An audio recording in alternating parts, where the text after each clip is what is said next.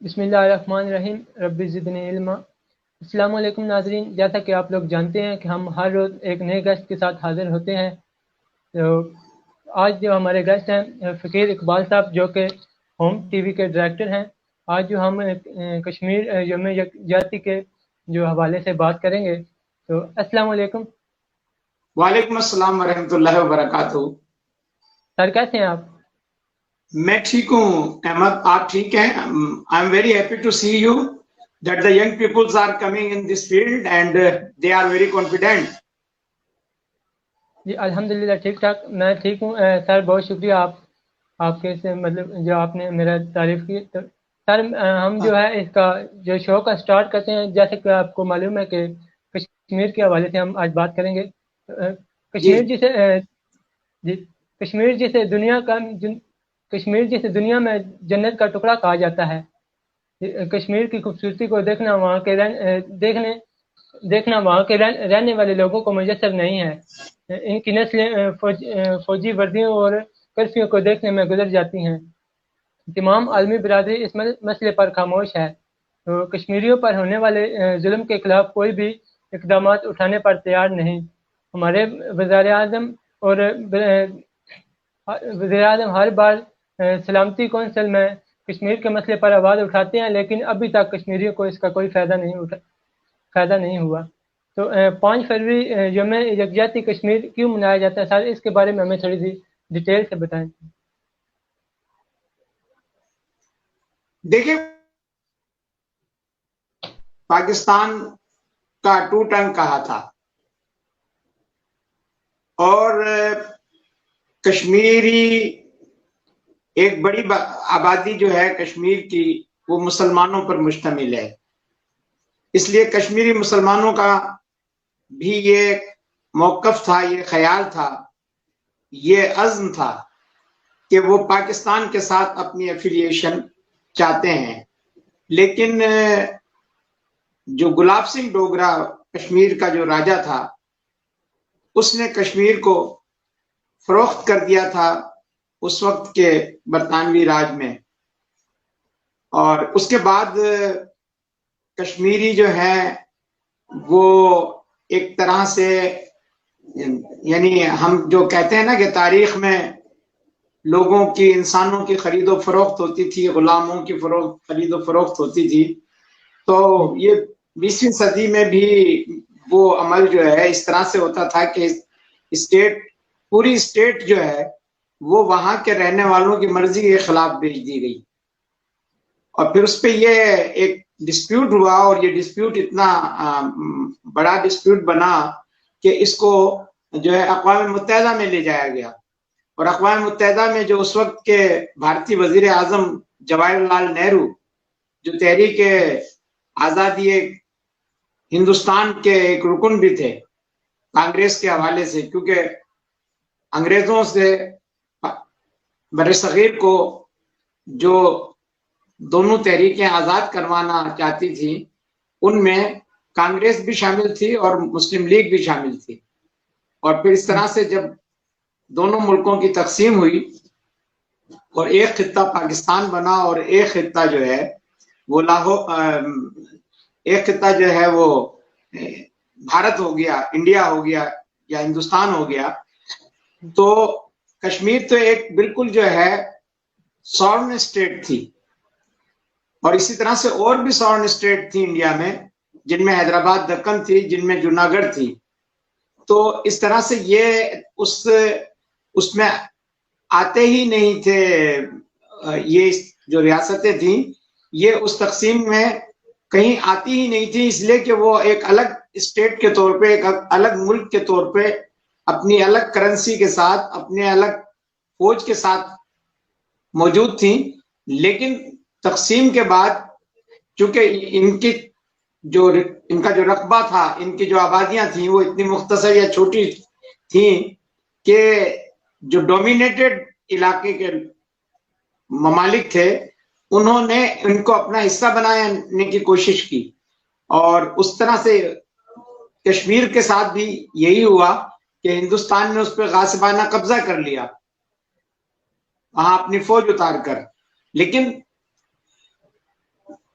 चूंकि कश्मीरियों की जो बड़ी आबादी है, जो आज यौम कश्मीर मनाया जा रहा है, आज आप देखें, और अक्सर हम देखते रहते हैं कि गुज़िश्ता 1 साल से ज्यादा अरसा हो गया है, वहां मोदी हुकूमत ने ऐसे कवानीन मुतारिफ कराए गए हैं और ऐसे वहां पे जो है वो मुहासरा किया हुआ है, वहां के लोगों को जो है आजादाना चलना फिरना, अपनी जिंदगी गुजारने का कोई मौका नहीं मिल रहा है, और वहां पे जो है भारतीय हुकूमत का तसल्लुत है। उसके बाद एक काम जो आइन के बिल्कुल मुतसादम है वो किया गया है कि वहां पे इवन आपको मैं यहाँ एक थोड़ी सी चीज ऐड करना चाहूंगा कि जी जी पाकिस्तान ने कश्मीरियों को कितनी लिबर्टी दी हुई है, पाकिस्तान ने कश्मीरियों के साथ अपना यकजहती का इजहार किस तरह से किया हुआ है। इसकी एक छोटी सी मिसाल इस तरह से मैं आपको दे सकता हूं कि आजाद कश्मीर में रहने वाला कोई भी शख्स पाकिस्तान के किसी भी खित्ते में जमीन खरीद सकता है, मकान बना सकता है, जायदाद ले सकता है, लेकिन कश्मीर की सॉवरेनिटी को मद्देनजर रखते हुए पाकिस्तानी कोई शख्स जो है वो वहां पे ना जायदाद ले सकता है, ना जमीन ले सकता है, ना घर बना सकता है। तो मतलब ये उस वक्त तक कि अभी उसकी सॉवरेनिटी पाकिस्तान ने उसका एहतराम किया हुआ है। तो ये बात आपको ज़िम्नन मैंने बताई है। बताने का मकसद ये है कि ये जो आज़ादी कश्मीर की तहरीक है, ये कश्मीरियों की अपनी इंडिजीनियस तहरीक है, लेकिन चूंकि पाकिस्तान के साथ उनकी आवाम एफिलेशन चाहती है, इसलिए पाकिस्तान उनकी मॉरल सपोर्ट करता है इंटरनेशनल फोरम पर भी और मकामी सतह पर भी और कौमी सतह पर भी।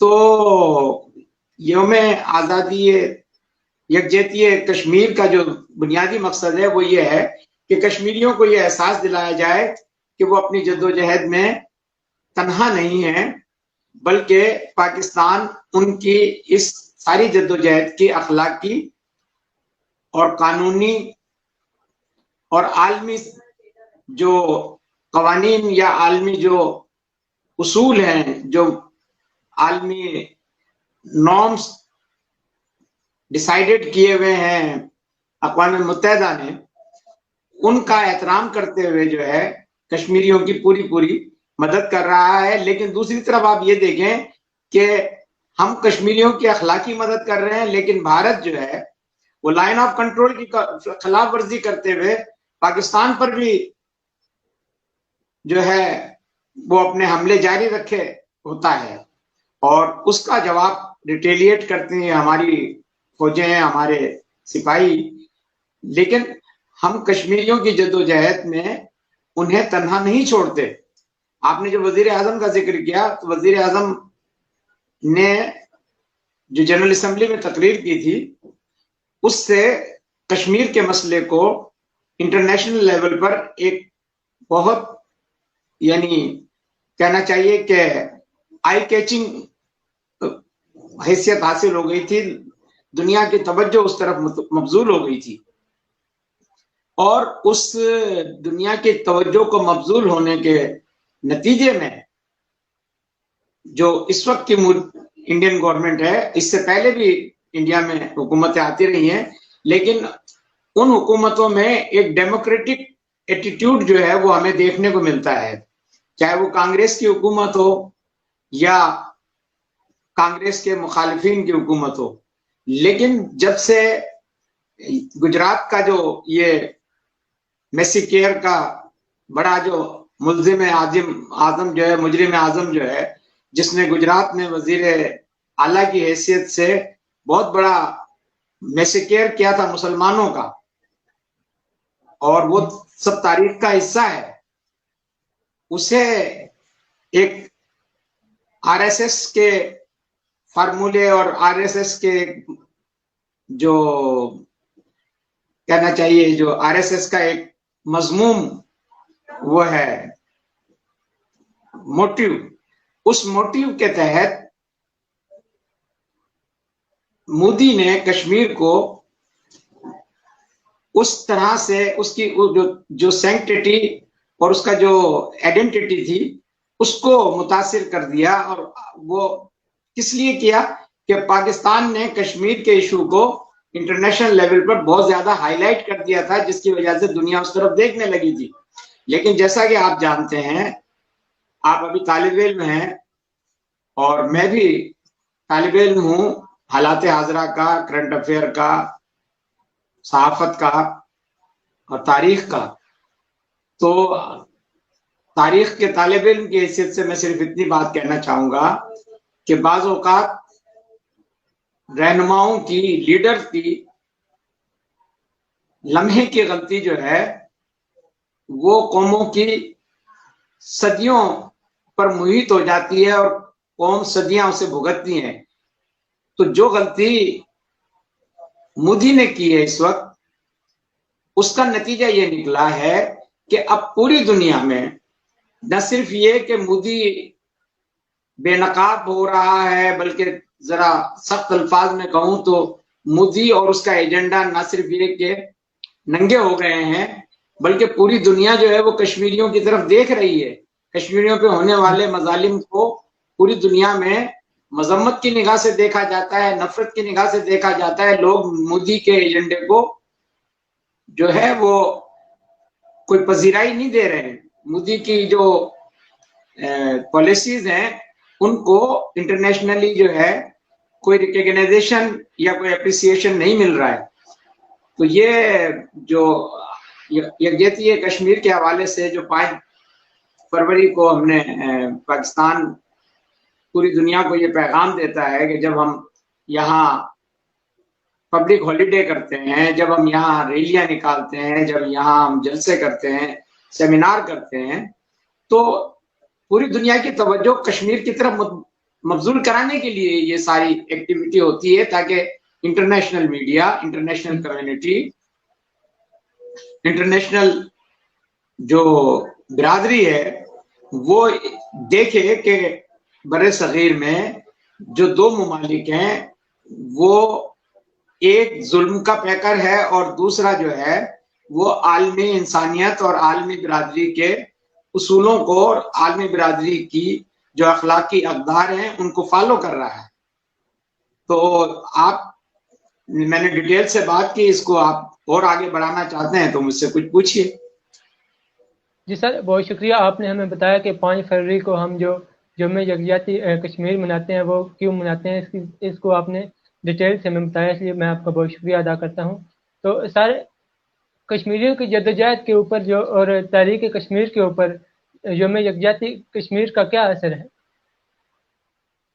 इसके बारे में इसमें थोड़ा सा हमें रियलिस्टिक भी होना पड़ेगा। जहां मैंने इतनी बातें की हैं वहां कुछ बातें हैं कि अब हमें ये फैसला करना पड़ेगा, या हमसे पहले जो लोग थे उन्हें ये फैसला करना था और ये फैसला हुआ भी।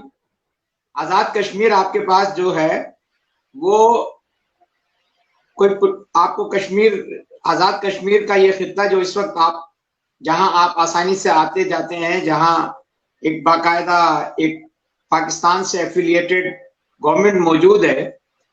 और देखें ना, पाकिस्तान ने कश्मीर को अपना सूबा नहीं बनाया हुआ है। वहां वजीर आजम अलग होता है, वहां सदर अलग होता है, वहां कानून साज असेंबली अलग होती है, लेकिन वो पाकिस्तान का एक एफिलिएटेड है, पाकिस्तान के साथ उसका इल्हाक है। वहां करेंसी, वहां डिफेंस और वहां जो आप करेंसी है, डिफेंस है और जो फॉरेन पॉलिसी है, ये पाकिस्तान को उन्होंने दी है। और यहां मैं एक बात और भी वाज़ेह करना चाहता हूं। मैंने नवाब अब जूनागढ़ नवाब मोहम्मद जहांगीर खान साहब से भी एक इंटरव्यू किया था। तो सिर्फ यही नहीं, इसी तरह की एक ट्रीटी जो है नवाब जूनागढ़ ने भी पाकिस्तान के साथ की थी। उन्होंने तो बाकायदा ट्रीटी की थी।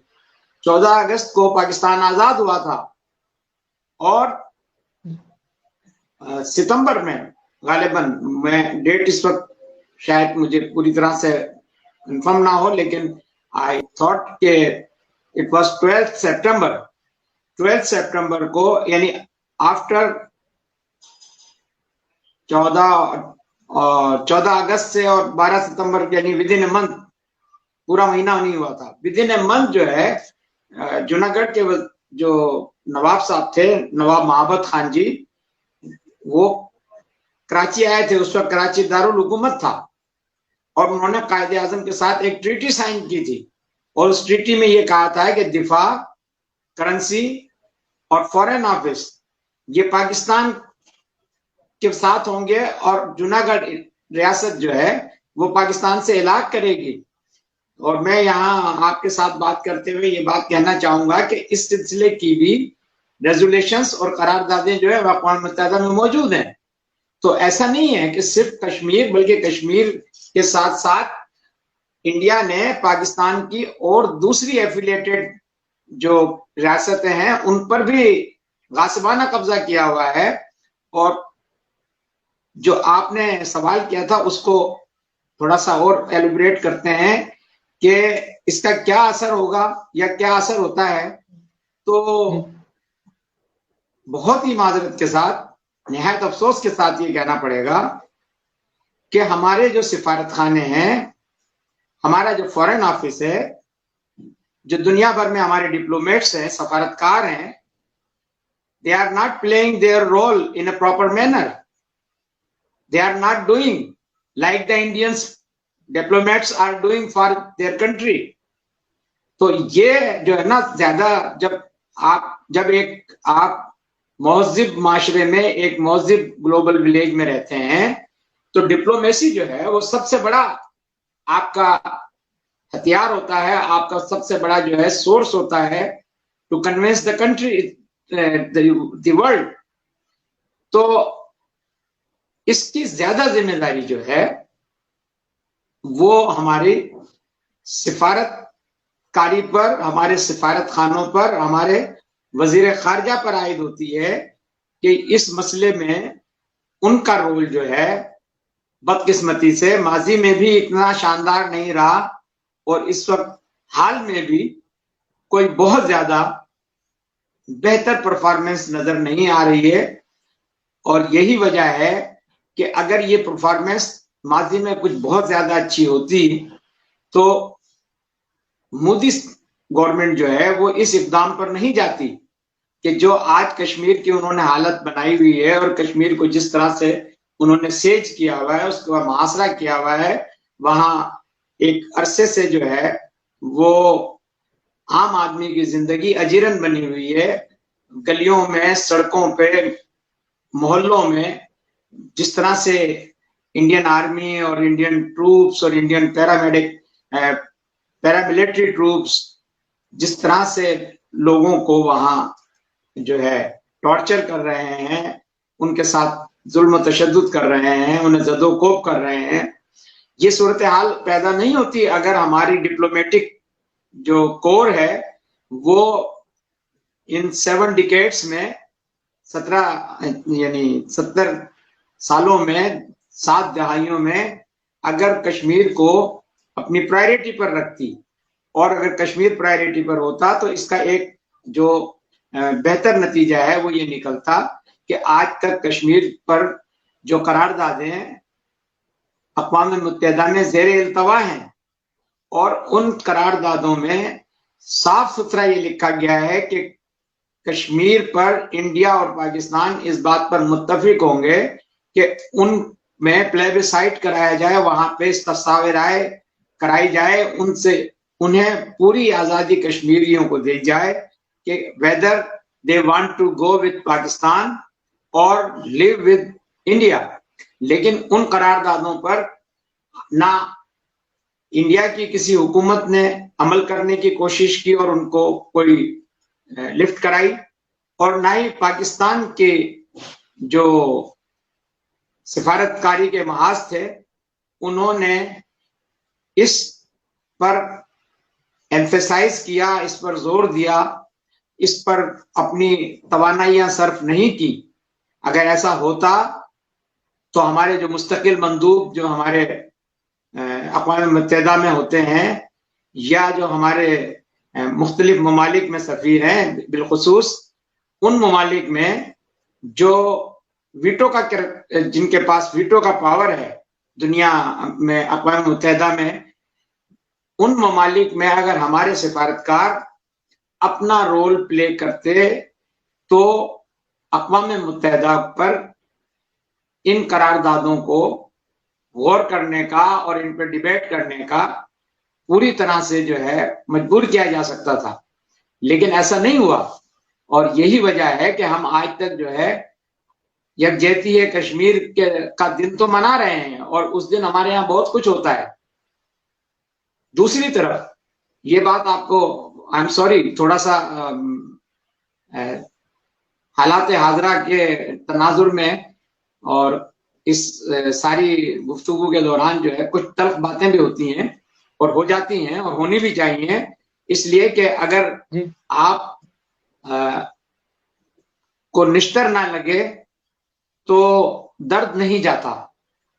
आपको पता है ना कि ये वैक्सीन जो लग रही है कोरोना की, तो वैक्सीन जब निडल जिस्म में दाखिल होती है तो एक पेन होता है, लेकिन वो पेन इसलिए होता है कि उसके बाद आपको रिलीफ मिले। तो इसी तरह से जब हम कुछ ऐसी बातों पर निशानदही नहीं करेंगे तो चीजें सामने नहीं आएंगी। पूरी दुनिया में कश्मीरी कम्युनिटी जो है वो एग्जिस्ट करती है। दुनिया का कोई खित्ता, कोई मुल्क ऐसा नहीं है जहां कश्मीरी ना रहते हों, लेकिन वो वहां क्या कर रहे हैं? वो भी यौम यकजहती कश्मीर का इंतजार करते हैं कि उस दिन वहां जो है लंदन की सड़कों पर जो है जुलूस निकाले जाते हैं, न्यूयॉर्क की सड़कों के ऊपर जो है मुजाहरे हो रहे होते हैं, बर्लिन की सड़कों पर जो है वो जलसे हो रहे होते हैं, लेकिन बाकी 364 डेज क्या हो रहा होता है? They are doing their job, they are doing their business, they are doing their routine life, और उनकी तरफ से वो उतनी ज्यादा उसको जो है पजीराई नहीं मिलती है। ये बड़ी तल्ख सी बात है, लेकिन और हो सकता है कि काबिल तनकीद भी हो, लेकिन मेरे ख्याल में इसके पीछे मेरी कोई बदनीयती नहीं है, बल्कि मेरा वो दर्द है, वो दुख है, वो एक दिल जले पाकिस्तानी का इजहार है कि हमें अपने आप को खुद एहतसाबी के अमल से गुजारना होगा। हम दूसरों पर एहतसाब करने के लिए जा रहे हैं, लेकिन अपने एहतसाब से बचते हैं। हमें भी तो ये सोचना चाहिए ना कि बीइंग ए कॉमन मैन हमारी क्या जिम्मेदारी है। हम अपने ऊपर कुछ चीजों को नाफिज कर लें ना, तो जब मैं भी नाफिज करूंगा आप भी नाफिज करेंगे, और यही चीज आगे बढ़ती जाएगी, और 100, 200, 400, 500 लोग जब करेंगे तो that will become a community. तो फिर ये कम्युनिटी इशू बन जाएगा। तो अगर कम्युनिटी इशू बनेगा तो इसकी फोर्स, इसकी वॉइस, इसका एक्सप्रेशन बढ़ जाएगा। तो ये कि कश्मीर के इशू को 5 फरवरी तक के लिए महदूद नहीं करना चाहिए, बल्कि ये 364 डेज भी जो है वो कश्मीर के लिए होने चाहिए, अंटिल कश्मीर आजाद ना हो, कश्मीर की प्लेबिसाइट हो। आज I am grateful to the prime minister साहब का बयान जो है वो एज ए पाकिस्तानी मैं उसको खैर मकदम करता हूं, और वो उन्होंने ये अपने जलसे में कहा है कि जब तक कश्मीर का मसला हल होगा और कश्मीर जब एक हो जाएगा तो फिर हम कंडक्ट करेंगे प्लेबिसाइट, फिर हम हक राय दही की जो का जो अमल है वो हम करेंगे। तो बात यह है कि उस अमल तक जाने से पहले जो है वो अपने सफारती जो हलके हैं, अपने जो सफारतकार हैं, आपकी जो डिप्लोमेट्स कोर हैं, आपके जो फॉरेन ऑफिस है, फॉर गॉड सेक उनको अपनी जिम्मेदारियों का एहसास दिला दें, तो उसके बाद वो अमल आएगा ना। ये बिल्कुल वही बात है कि जिसको एक छोटी सी मिसाल से मैं आपको वाज़ह करना चाहूंगा कि अगर कोई शख्स भूखा है तो उसको आप ये कहें कि मुझे, आप आज आज खाना ना खाएं, मैं 5 दिन बाद आपको जो है वो रोटी दे दूंगा, उसकी जगह मैं आपको केक पेश कर दूंगा, तो वो 5 दिन जिंदा रहेगा भूख से, तो आपके केक को लेगा ना। तो पहली सूरत हाल तो ये है कि आजाद कश्मीर के साथ मकबूजा कश्मीर को आकर मर्ज होना चाहिए। उसके लिए क्या इकदाम है, उसके लिए क्या पॉलिसी है, उसके लिए क्या जो है वो की जा रही है, जिद्दोजहद की जा रही है, किस तरह की है। और टू बी वेरी फ्रैंक, देखिए ना, एक तरफ हम दुनिया में रह रहे हैं, लेकिन जिन जिन आलमी फोरम पर कश्मीर की बात हो रही है, वहां तो वो तो इस इशू को खातिर में ही नहीं ला रहे हैं। भाई हमारा, अगर हमारा टोटल जो है एम्फेसाइज इस बात पर हो जाए, अगर हमारी as a policy matter Pakistan इस बात को एम्फेसाइज करे और इस पर जो है डट जाए कि हमें कुछ नहीं चाहिए, हम सिर्फ और सिर्फ जो है अक़वाम मुत्तहिदा में जो पेंडिंग रेजोल्यूशंस हैं फॉर प्लेबिसाइड इन कश्मीर, उनको इम्प्लीमेंट करवाने की जरूरत है। उसके लिए आलमी बिरादरी जो है वो भारत को इस बात पे मजबूर करे, और until that Indian troops should be withdrawn from the occupied Kashmir. इस एक इशू पर जो है अगर गवर्नमेंट अपना एम्फेसाइज कर लेती है, अगर गवर्नमेंट अपनी जो है वो रिट बना लेती है और उसको अक़वाम मुत्तहिदा के उन ममालिक की तरफ अपनी डिप्लोमेटिक एफर्ट्स बढ़ानी पड़ेंगी जो अक़वाम मुत्तहिदा के निज़ाम को चला रहे हैं, जो इसलिए कि सारे मुल्क अगर किसी करारदाद के हक में वोट दे भी देते हैं तो किसी एक मुल्क को ये इख्तियार हासिल होता है कि वो वीटो करके उसको जो है करारदाद को नल कर देता है। तो जरूरत इस बात की है कि जो वीटो पावर कंट्रीज हैं, पाकिस्तान को उन कंट्रीज के साथ अपनी डिप्लोमेटिक एफर्ट्स को एक्सिलरेट करना चाहिए, तेज करना चाहिए, बढ़ाना चाहिए, और पाकिस्तान के मौकफ को कश्मीर के हवाले से बार बार दोहराना चाहिए, बताना चाहिए कि आजाद कश्मीर के लोग कितनी कंफर्टेबल जिंदगी गुजार रहे हैं because they are living with Pakistan, और मकबूजा कश्मीर के लोग कितनी मेजरेबल जिंदगी गुजार रहे हैं, कितनी तकलीफ की जिंदगी गुजार रहे हैं just because of the occupation of Kashmir occupied by the Indian government और इंडिया। तो ये एक तासुर जो है ये जानना चाहिए पूरी दुनिया में, इस तासुर को जो है आम होना चाहिए, इसको इंटरनेशनल मीडिया में रिपोर्ट होना चाहिए, और इसको एक आलमी आवाज बनाकर जो है वो पाकिस्तान जो है कश्मीर का कर्ज उतार सकता है, कश्मीरियों का कर्ज उतार सकता है, कश्मीरियों के साथ यकजहती का मौसर और सबसे मोतबर जरिया यही है कि आप कश्मीर के मौकफ को दुनिया के उन ममालिक में लेके जाएं जो इख्तियार की कुव्वत रखते हैं। आपका वक्त भी मेरे ख्याल में बहुत करीब आ गया है, अगर हमने हाफ एन आवर बात करनी है तो I think I have been finished my talk, और if you want to continue it then we talk more.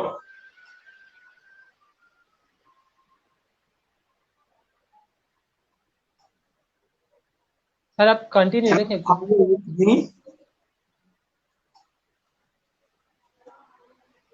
Sir आपकी आवाज़ कट रही है थोड़ी। अच्छा, मैंने कहा आपका वक्त खत्म हो गया है, 30 मिनट हो गए हैं, तो क्या हमने आगे कंटिन्यू करना है या हमारी बात खत्म हो गई है?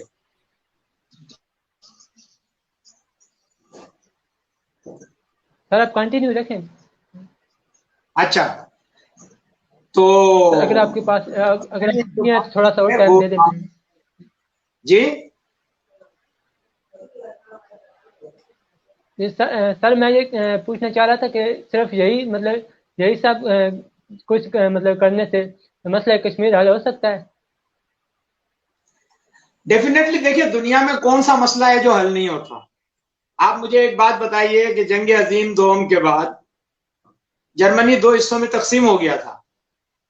एक ईस्ट जर्मनी था, एक वेस्ट जर्मनी था। तो एक कम्युनिस्ट ब्लॉक के साथ था, एक यूरोपियन ब्लॉक के साथ था।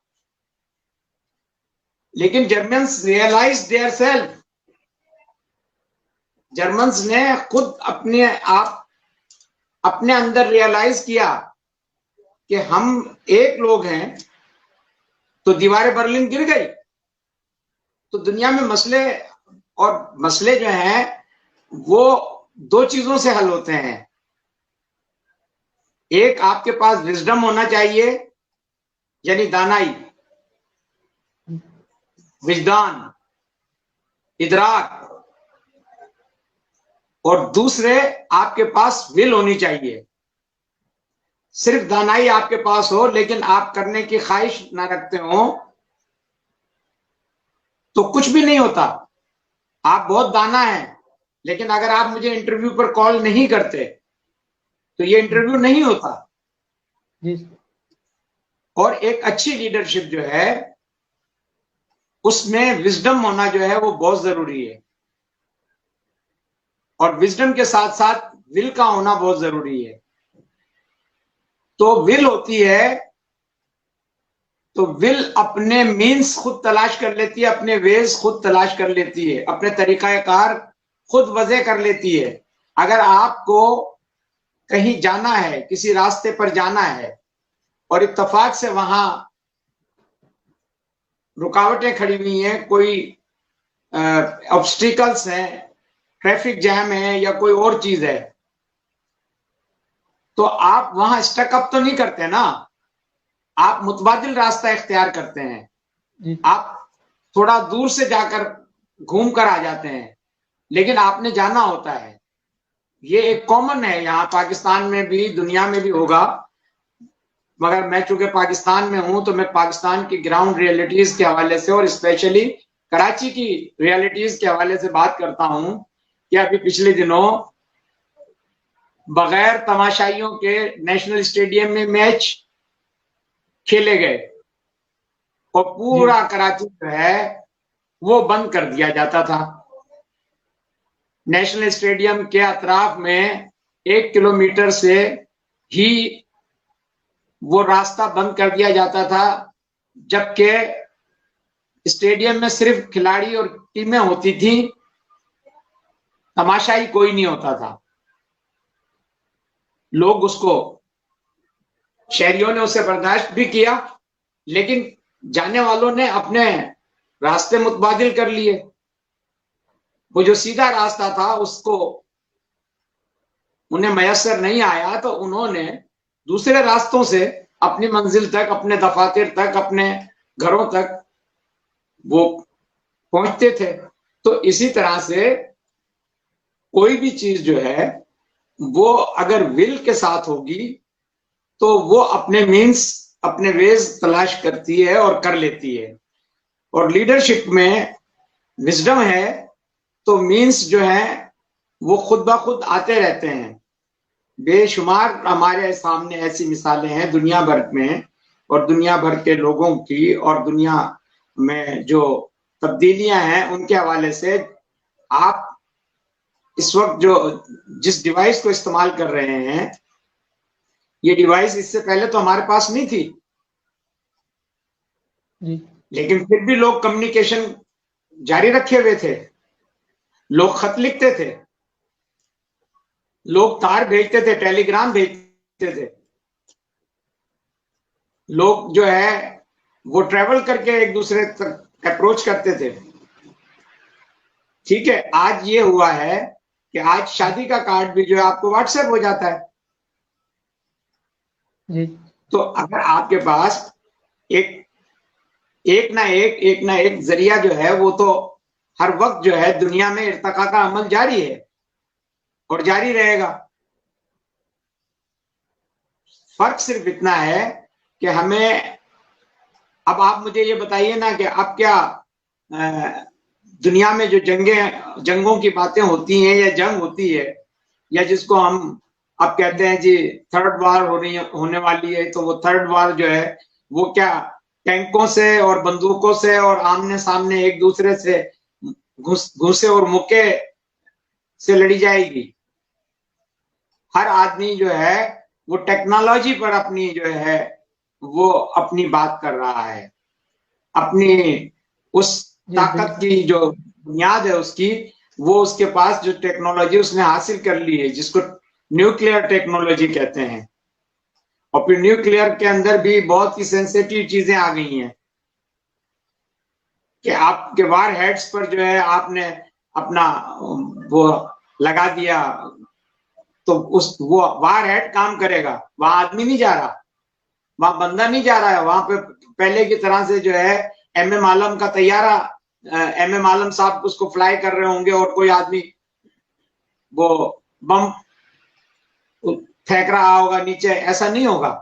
तो इसलिए ये कि इर्तिका का अमल भी जारी है और टेक्नोलॉजी इतनी स्ट्रांग हो गई है। तो जब टेक्नोलॉजी हर चीज में स्ट्रांग हो गई है तो टेक्नोलॉजी जो है वो मसला कश्मीर के हल में भी अपना रोल प्ले कर सकती है और करेगी, बशर्ते ये है कि आपकी विल हो।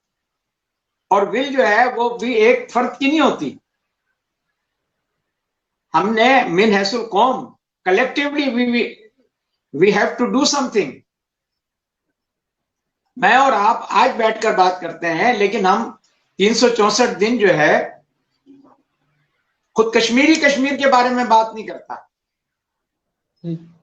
उस वक्त बात करता है जब उसे कोई याद दिला देता है कि भाई कश्मीर का भी एक इश्यू है।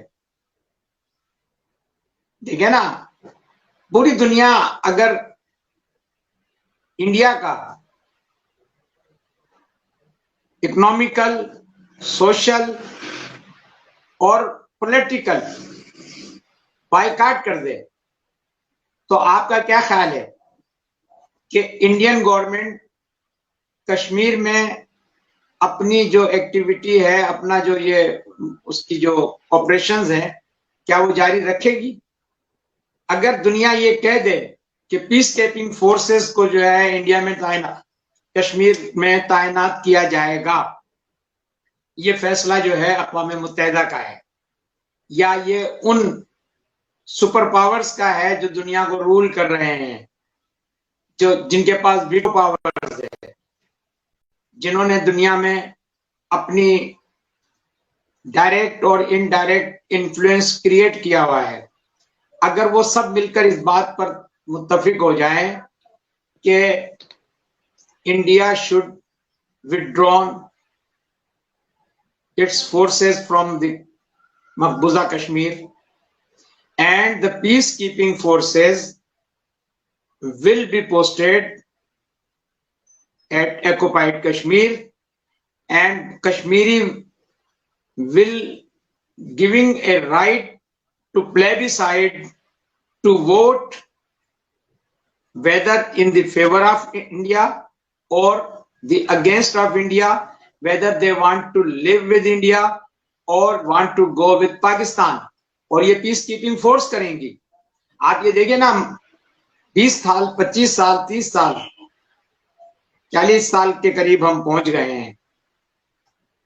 तो 40 साल बाद भी 80s में शुरू होने वाली जंग जो है अफगानिस्तान की, वो आखिर एक एंड की तरफ आ गई है ना।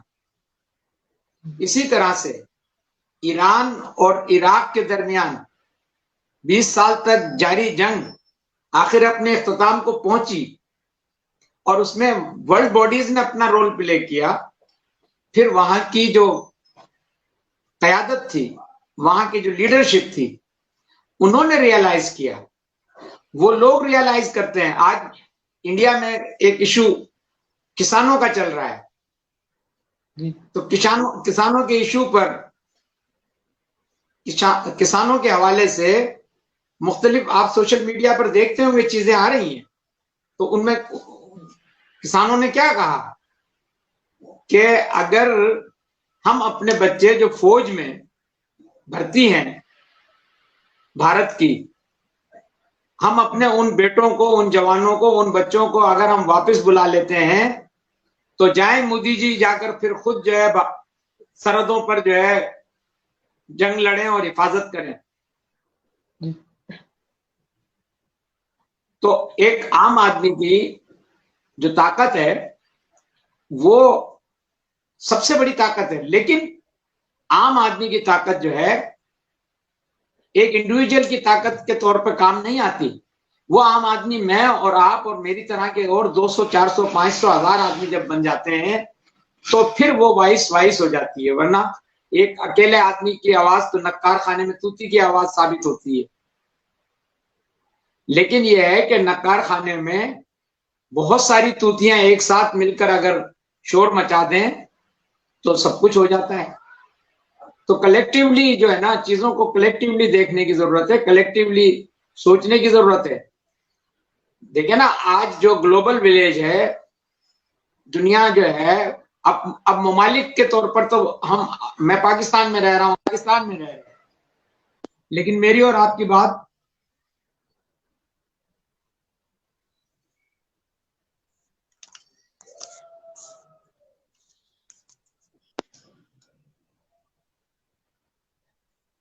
आई एम सॉरी, ये बीच में एक कॉल आ रही थी लेकिन मैंने उसको काट दिया है। मैं ये कह रहा हूं कि हम और आप पाकिस्तान में रह रहे हैं ना, लेकिन मेरी और आपकी ये सारी गुफ्तगू कहीं रिकॉर्ड हो रही है। स्ट्रीम यार्ड आपको जो है फ्री ऑफ कॉस्ट ये सर्विस क्यों दे रहा है? इसलिए कि दुनिया भर में उसका एक नेटवर्क है। उसके यहाँ जितनी चीजें मैं और आप या और जो लोग डिस्कस कर रहे हैं, वो सारी चीजें जो हैं वो उसके सॉफ्टवेयर में कहीं, उसकी स्टोरेज में कहीं जमा हो रही है ना जी। तो मेरी बात को एक आदमी अमेरिका में भी बैठ के सुन रहा है, एक आदमी यूरोप में भी बैठ के सुन रहा है, एक आदमी कराची में भी बैठ के सुन रहा है, एक आदमी इंडिया में भी बैठ के सुन रहा है। तो मसला यह है कि अब हम ग्लोबल विलेज में रह रहे हैं। तो जब हम ग्लोबल विलेज में रह रहे हैं तो हमारी जो कलेक्टिव एफर्ट्स हैं वो भी ग्लोबली होनी चाहिए ना। If I have a relation with an American, I should convey my message to the American colleague that India is not doing well with the Kashmiris. So, an American colleague will raise the voice for Kashmir.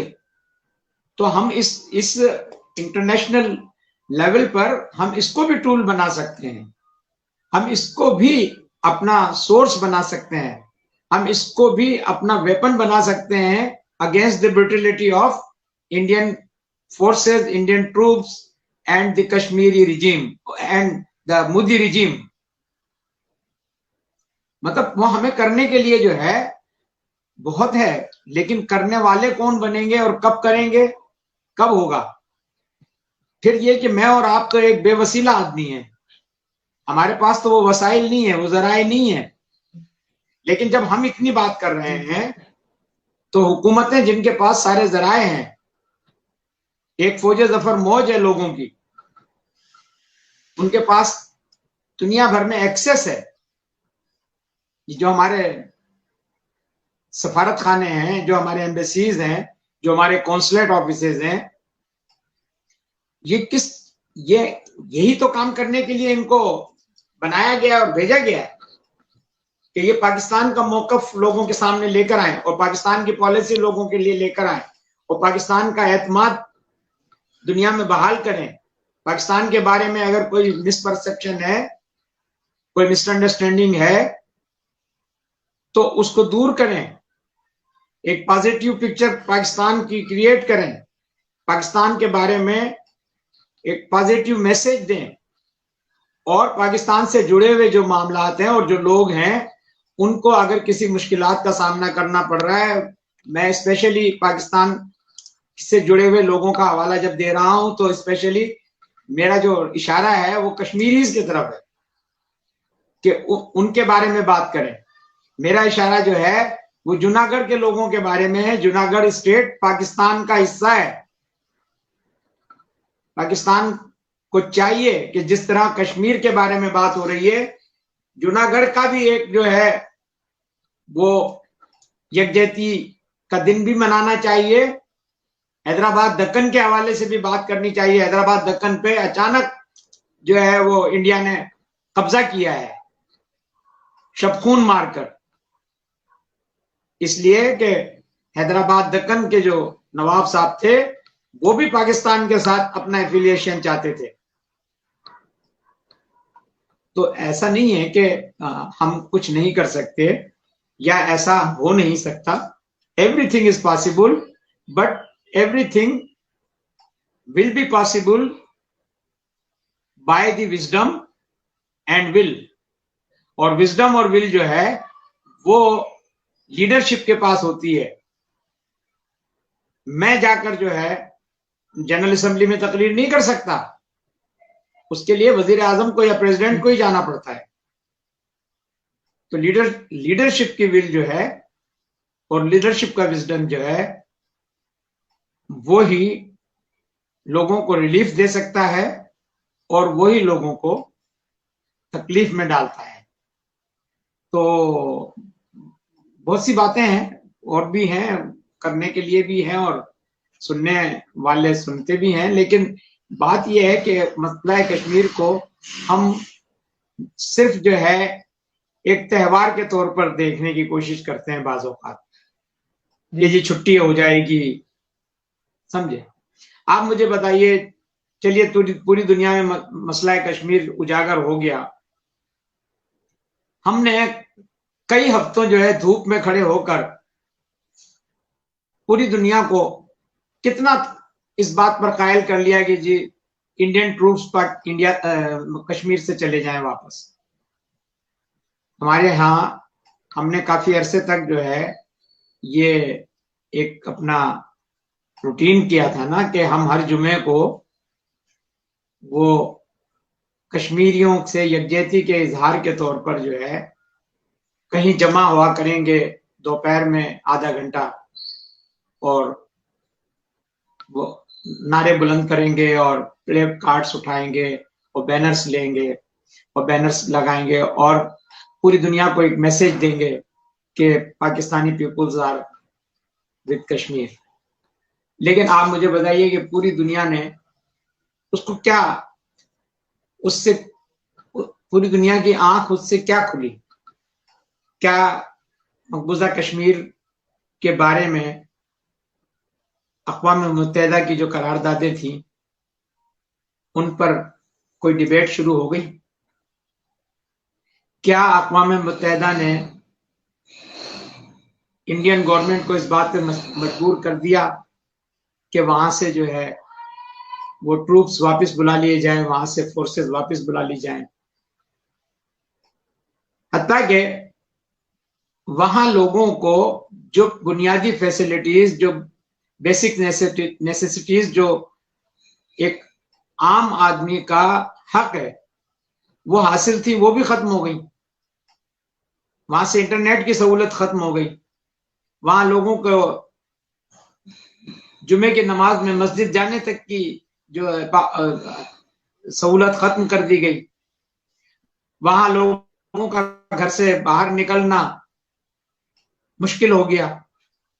बिलखुसूस नौजवान देखते ही गोली नहीं मारनी तो कम से कम जो है उनको ज़दोकोब करना और बाज़ औक़ात उनको शूट भी कर देना।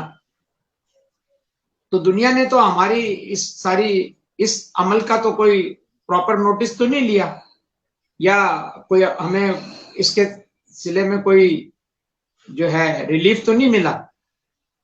हमसे मुराद ये कि कश्मीरियों को कोई रिलीफ तो नहीं मिला, बल्कि वक्त के साथ साथ साथ साथ साथ साथ साथ साथ वो जितना पहले हमारा मीडिया जिस तरह से बताता था कि आज 17 दिन हो गए हैं, आज 19 दिन हो गए हैं, आज 21 दिन हो गए हैं, आज 26 दिन हो गए हैं, आज 100 दिन हो गए, आज 157वां दिन हो गया है।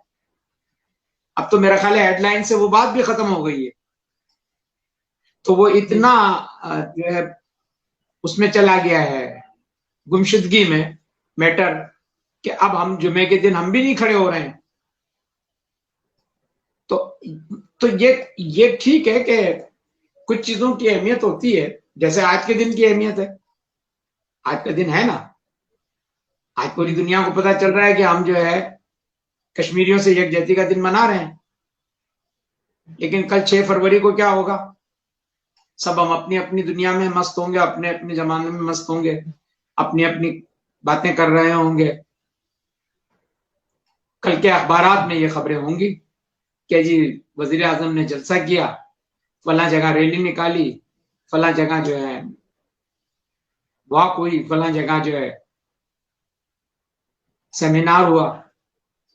लेकिन जो जो असल चीज है, मैं फिर उस पर आना चाहता हूं, आई एम सॉरी टू से, असल चीज ये है कि जब हम कुछ लोगों को मुंतखब करके अपने ऐवानों में भेजते हैं, अपनी असम्बलियों में भेजते हैं, अपने फोरम्स में भेजते हैं, तो दे बिकम आवर रिप्रेजेंटेटिव।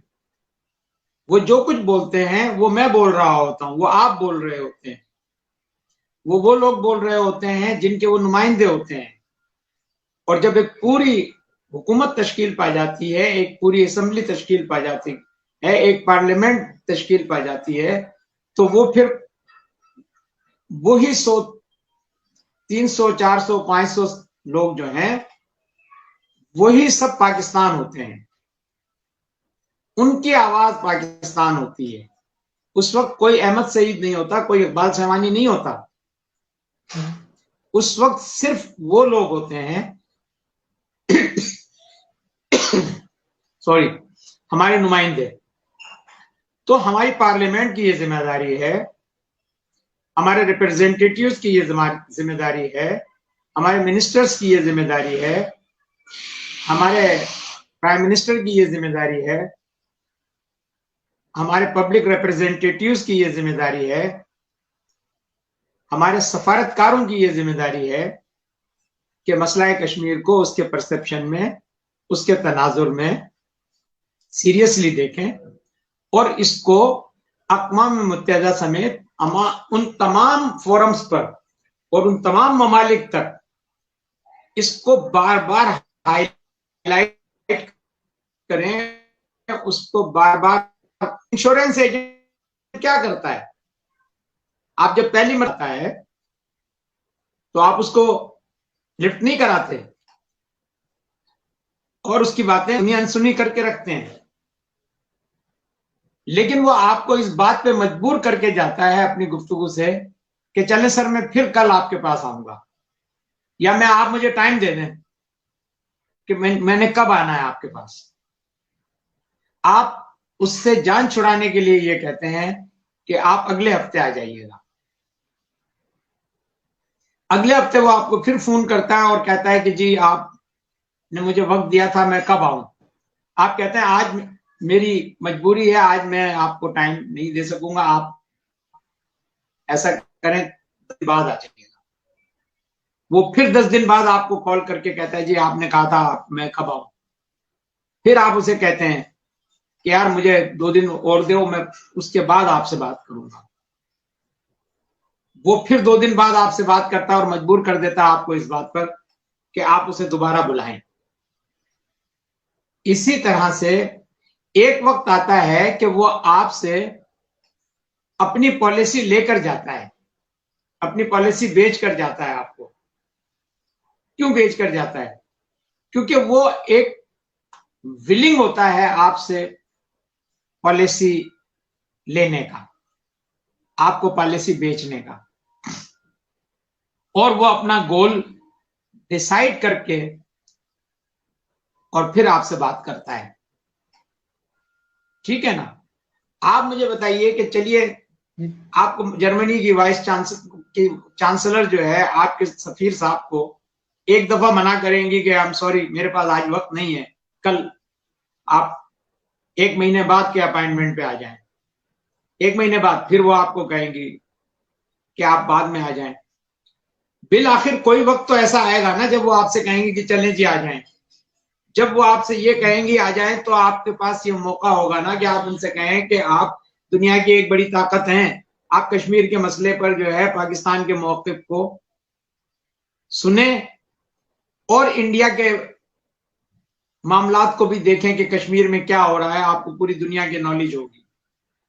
यही काम हमारे सफारतखार, हमारे सफीर, हमारे कॉन्सुलेट्स जो हैं अपने अपने इलाकों में, अपने अपने स्टेशंस पर करेंगे, तो it will become a bang. ये एक बहुत बड़ी आवाज बन जाएगी। इस वक्त जो दुनिया है वो अब इन्हीं चीजों की मरहून मिन्नत है, सफारतकारी की मरहून मिन्नत है। डिप्लोमेसी जो है वही दुनिया को रन कर रही है, और डिप्लोमेसी में वो ताकत है जो बंदूक में नहीं है। फिर because I have a relation with my pen, तो मैं आपसे ये बात भी कहना चाहूंगा कि आपने अपने अदीबों को, अपने शायरों को, अपने सफीरों को, अपने सहाफियों को, अपने कॉलमिस्ट को, अपने मजमून निगारों को कितनी बार इनवाइट किया है कि कश्मीर के मसले पर आएं और अपना इनपुट दें, अपने ख्यालात दें। आप इस तबके को मुल्क का दानिश्वर कहते हैं ना। इंटेलेक्चुअल्स जो हैं, इंटेलेक्चुअल्स की कोई बाउंड्री नहीं है, इंटेलेक्चुअल्स की कोई हद नहीं है, वो बहुत उससे बियॉन्ड द बाउंड्रीज हैं। जो विजडम एक पॉलिटिशियंस के पास होता है उससे 100 टाइम ज्यादा बड़ा विजडम जो है एक इंटेलेक्चुअल के पास होता है। तो आपने अपने इंटेलेक्चुअल्स को इस इशू पर कितना इन्वॉल्व किया है, इसलिए कि जो आप राइटिंग करते हैं, जो आप लिखते हैं, जो आपके कॉलम्स छपते हैं, वो पूरी दुनिया में मॉनिटर किए जाते हैं, वो पूरी दुनिया में पढ़े जाते हैं। इंटरनेट का जमाना है, आपको गूगल से हर चीज मिल रही है, आपकी हर चीज गूगल पर जा रही है। आपका ई पेपर जो है वो, जब आप ई पेपर लिख रहे हैं तो जरूरी नहीं है कि आपका ई पेपर जो है सिर्फ आप ही पढ़ रहे हैं, उसे अमेरिका में बैठा हुआ एक शख्स भी पढ़ रहा है, उसे बर्तानिया में बैठा हुआ शख्स भी पढ़ रहा है, उसे रशिया में बैठा हुआ शख्स भी पढ़ रहा है। तो हमारी सबकी जो है ये एक कलेक्टिव रिस्पॉन्सिबिलिटी भी है, और गवर्नमेंट की ये जिम्मेदारी भी है कि उसे अपने तबके के, अपनी कौम के, अपने मुल्क के हर उस तबके के साथ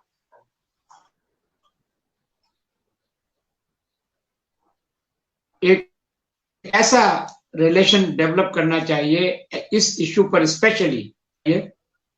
लेकिन चूंकि हर इशू पे इसलिए नहीं हो सकता कि जो असेंबली होते हैं, जो पब्लिक रिप्रेजेंटेटिव्स होते हैं, उन्हीं से हुकूमत को फुर्सत नहीं मिलती, तो वो ये शायरों को, अदीबों को, सहाफियों को, इनको काम मुंह लगाएगी इतना करने के लिए।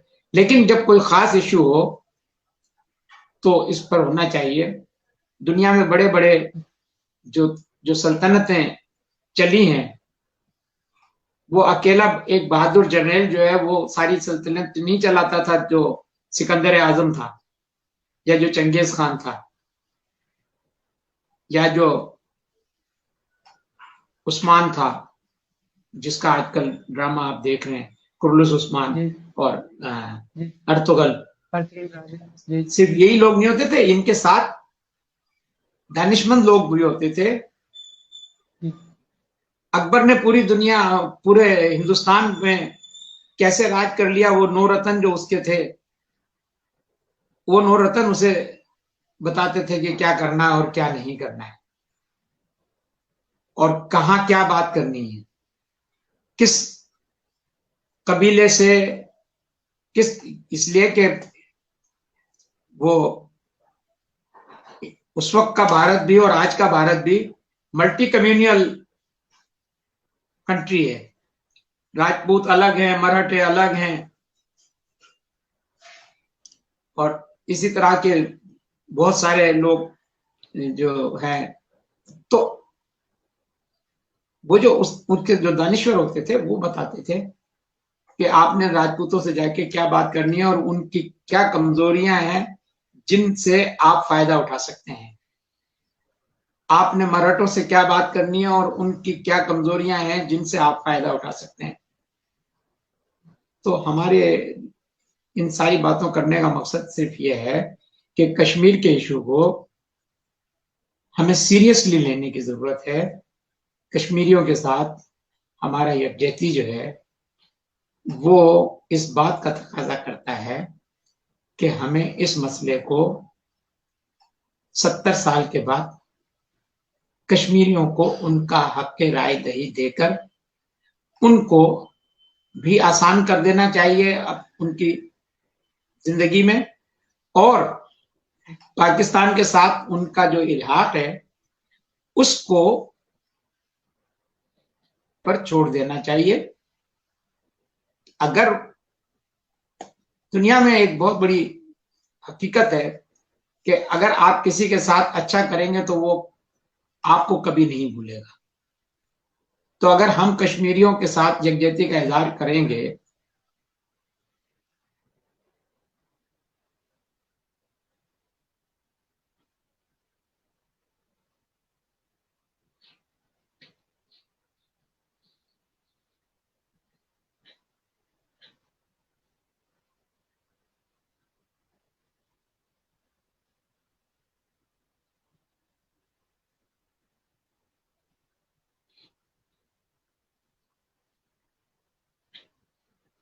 नाज़रीन, ये थोड़ा इंटरनेट का मसला बन चुका है, तो उसके लिए मैं माफ़ी चाहता हूँ।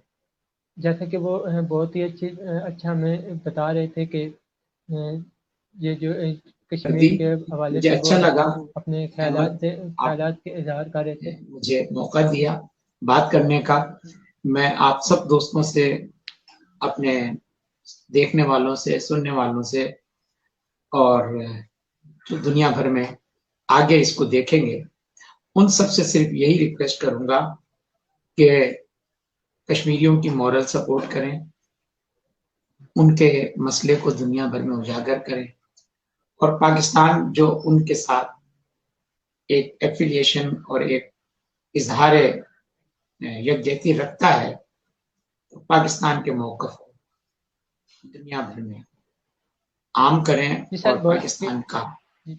मयार और वक़ार और पाकिस्तान की जो अज़मत है वो इसी में है कि हम पाकिस्तान को दुनिया के बड़े मुल्कों में उस वक्त ला सकते हैं जब हम एक सेल्फ जो अकाउंटेबिलिटी है उसको अपने ऊपर इम्प्लीमेंट करें, अपने नाफिज करें, और साथ साथ अपने गिरदो पेश के लोगों का, अपने इर्द गिर्द के लोगों का ख्याल रखें, क्योंकि कम्युनिटी से ही फिर नेशन डेवलप होती है, और हमें एक नेशन बनने की जरूरत है, और वो नेशन हम उस वक्त बन सकते हैं जब हम एक दूसरे के साथ इंटरेक्ट होंगे, एक दूसरे के साथ जुड़ेंगे। आपको बहुत शुक्रिया। जी सर, जी सर, बहुत शुक्रिया। आपने हमें अपने ख्यालात का इजहार किया, और जो बहुत अच्छा आपने हमें जो कश्मीर के हवाले से बताया। तो सर इसका मैं आप बहुत शुक्रिया अदा करता हूँ सर, काफ़ी टाइम हो गया। तो सर मैं आपसे इजाज़त लेने से पहले एक छोटी सी रिक्वेस्ट करूँगा, तकरीबन 1 मिनट का जो हमें जो हमारे जो देखने वाले उनको पैगाम दे दें, छोटा सा एक पैगाम दे दें अच्छा सा।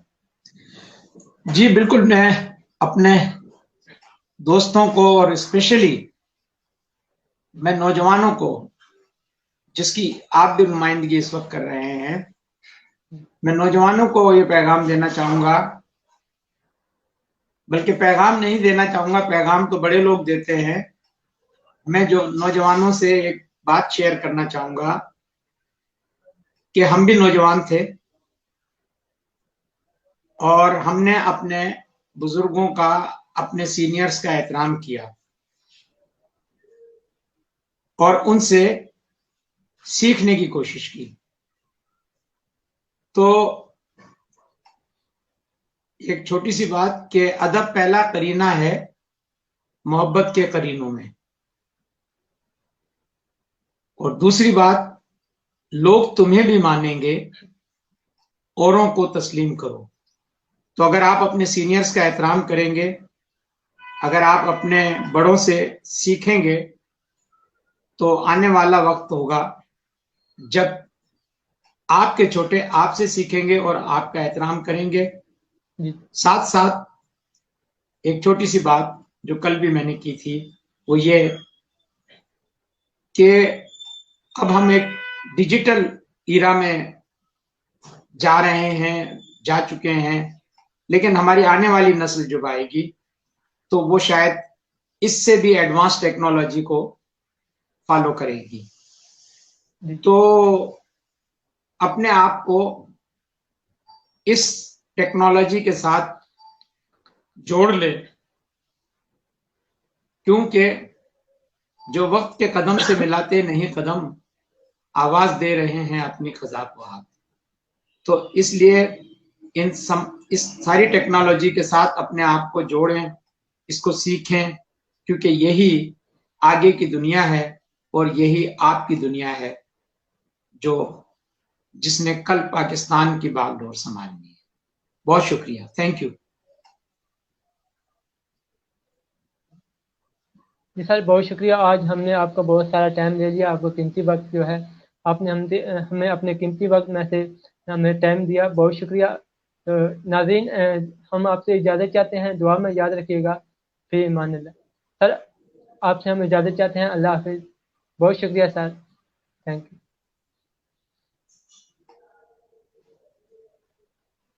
Thank you Ahmad. जी।